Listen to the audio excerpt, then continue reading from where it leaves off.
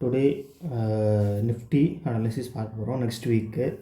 இப்போ நிஃப்டி வந்து எதில் இருக்குதுன்னு பார்த்தோம்னா ஒரு ட்ரெண்ட் லைனில் இருக்குது. இப்போ இந்த ட்ரெண்ட் லைன் பிரேக் ஆகுதா இல்லை இந்த ட்ரெண்ட் லைனை சப்போர்ட்டாக எடுத்துகிட்டு ரிவர்சல் ஆகுதா இல்லை ரெசிஸ்ட் ஆகுதான்றதான் நம்ம ஃபஸ்ட்டு பார்க்குறோம்.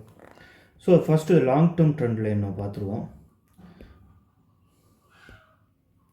ஸோ இந்த லாங் டேர்ம் ட்ரெண்ட் லைன் பார்க்கும்போது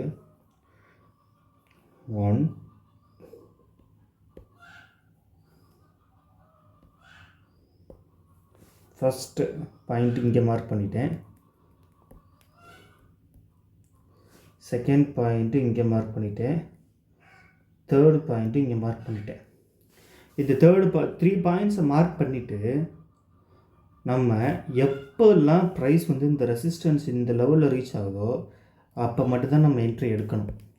this is the trend line fourth leg அப்படின்னு சொல்லுவாங்க. ஃபோர்த் லெக் அப்படின்னா 1 2 3 இந்த ஃபோர்த் லெக்கில் நம்மளுக்கு ட்ரெண்ட் ஒர்க் அவுட் ஆயிடுச்சு. பார்த்திங்கன்னா தெரியும், நான் உங்களுக்கு கரெக்டாக ட்ரெண்ட் லைன் வரைஞ்சிட்டு இந்த ஃபோர்த் லெக்லேருந்து ஒரு கண்டிப்பாக ரெசிஸ்டன்ஸ் கிடச்சிருக்கு. ஸோ இந்த ட்ரெண்ட் லைனுக்குள்ளே நிஃப்டி இருக்குது. இப்போது ஃபர்தராக என்ன ஆக வாய்ப்பு இருக்குது அப்படின்னு பார்த்தோம்னா நிஃப்டி இங்கே போய் ரெசிஸ்டன்ஸ் ஆக வாய்ப்பு இருக்குது, ரெசிஸ்ட் ஆகி திரும்ப வர வாய்ப்பு இருக்குது, இல்லைனா பிரேக் அவுட் ஆக போக வாய்ப்பு இருக்குது. 1 2 இது ஜஸ்ட்டு ஒரு இந்த ட்ரெண்ட் லைன் வச்சு பார்க்குறோம். நம்ம அடுத்த ட்ரெண்ட் லைன் வச்சு பார்க்கும்போது நிஃப்டி இது ரெண்டையும் கம்பேர் பண்ணும்போது நம்மளுக்கு எப்படி போகலான்ற ஒரு கெஸ் நம்மளுக்கு வந்துடும். ஸோ நெக்ஸ்ட்டு வந்து செகண்ட் ட்ரெண்ட் லைன் பார்த்தோம்னா நிஃப்டி இந்த ப்ரைஸ் ரேஞ்சுக்குள்ளேயும் ட்ரேட் ஆகிட்டுருக்கு. So first, second, third and fourth. So இந்த 3 இடத்த நம்ம மார்க் பண்ணோன்னே ஆட்டோமேட்டிக்காக இந்த 4வது ஃபோர்த் லெக் வந்து நம்மளுக்கு கிடச்சிருக்கு. இந்த ஃபோர்த் லெக் கான்செப்ட் படி பார்த்தோம்னா நிஃப்டியில் வந்து ஒரு சப்போர்ட் எடுத்துகிட்டு மேலே போயிருக்கு. ஸோ நம்ம இந்த ட்ரெண்ட் லைனுக்குள்ளேயுமே ப்ரைஸ் இருக்குது அப்படின்றத நல்லாவே நம்ம புரிஞ்சுக்கிறோம். ஓகேங்களா ஃப்ரெண்ட்ஸ்? ஸோ நம்ம பார்த்தோம்னா இந்த ட்ரெண்ட் லைன் 1 ட்ரெண்ட் லைன் 2 2 இருக்குது. So this trend line 1, this is trend line 2. இந்த 2 ட்ரெண்ட் லைனுமே நிஃப்டி ஃபாலோ பண்ணுது.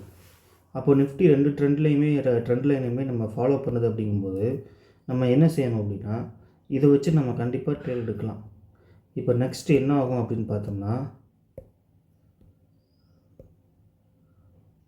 இப்போ நெக்ஸ்ட்டு நிஃப்டியில் பார்த்துட்டோம்னா இப்போ என்ன ஆகலாம், ஃபஸ்ட்டு சினாரியோன்னு பார்த்துட்டோம்னா ப்ரைஸ் வந்து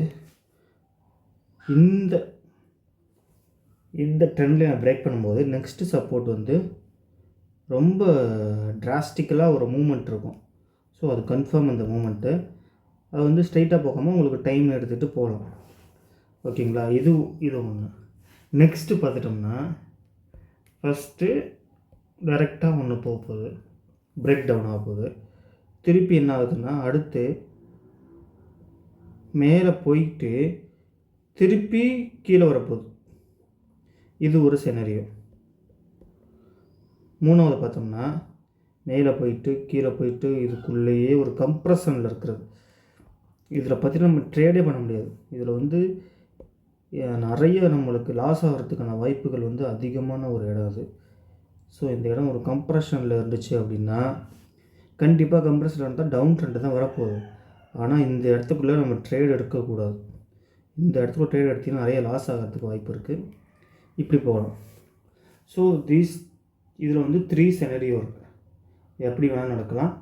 வெயிட் பண்ணி பார்ப்போம். கன்ஃபார்மாக இந்த இடத்த பிரேக் பண்ணுச்சுன்னா நெக்ஸ்ட்டு இங்கே தான் வரப்போகுது, கீழே தான் 1 2 3 தான் வரப்போகுது, இந்த லெவல் தான் வரப்போகுது. இது ஒன்று நம்ம பார்க்குறோம். அடுத்தபடியாக நிஃப்டி ஒரு அப் ட்ரெண்டில் இருக்குதுன்னு வச்சுக்கோங்க, ஒரு நல்ல ஒரு அப் ட்ரெண்டில் போகுது அப்படின்னா கண்டிப்பாக கீழே வந்துட்டு ஒரு சப்போர்ட் எடுத்துகிட்டு மேலே போகலாம். மறுபடியும் கீழே வந்துட்டு இதில் ஒரு கம்ப்ரஸ் ஆகிட்டு மேலே போகிறதுக்கான வாய்ப்பு ரொம்ப குறைவாக இருந்தாலும் ஒரு மேலே போயிட்டு திருப்பி கீழே வந்துட்டு கொஞ்சம் இப்படி போகலாம். இப்படி போகிறதுக்கான வாய்ப்பு அதிகபட்சம் இருக்குது. இது ஒரு சான்ஸ்.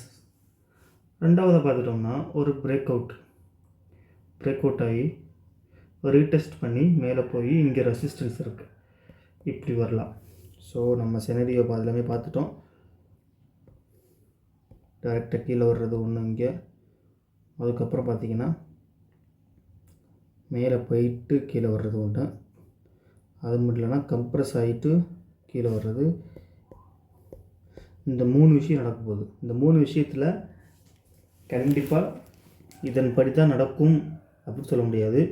இதன்படி நடக்க அதிகபட்ச வாய்ப்பு இருக்குது. இதுதான் செனரியோ. ஏன்னா இந்த ட்ரெண்ட் லைனை நிஃப்டி ரெஸ்பெக்ட் பண்ணுது. அப்படிங்கும்போது இதுக்குள்ளே நம்ம ட்ரேட் எடுக்கிறதுக்கான வாய்ப்புகள் அதிகமாக இருக்குது. ஓகேங்களா? ஸோ ஒரு டவுன் ட்ரெண்ட் வரும் பட்சத்தில் 22,436 மந்த்லி மூவிங் ஆவரேஜ், நியர்லி ஒரு 300 பாயிண்ட்ஸ் தான் இருக்குது ஏறக்குறைய. ரொம்ப முக்கியமான இடத்துல தான் நிஃப்டி இருக்குது. 22,795ன்றது கரண்ட் ப்ரைஸு. 22,436. ஸோ இந்த இடத்துல ப்ரைஸ் வந்து இப்படி ரொம்ப இப்படி வராது, வந்து இப்படி க்ளோஸ் ஆகும்போது ஒரு நல்ல ட்ரேட் எடுக்கிறதுக்கான ஆப்பர்ச்சுனிட்டி நிறைய இருக்குது.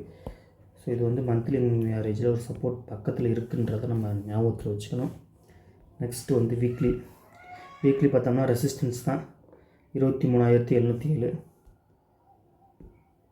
டே சார்ட்லேயும் நமக்கு ரெசிஸ்டன்ஸ் தான், ஒரு பியரிஷ் ட்ரெண்டில் தான் இருக்குது. நிறையா வந்து இதில் சப்போர்ட் எடுத்திருக்கு. 1 2 3 4, இங்கேயே பார்த்தோம்னா 3 4 5, நிறைய ஒரு சப்போர்ட் தெரியும் இந்த இடத்துல.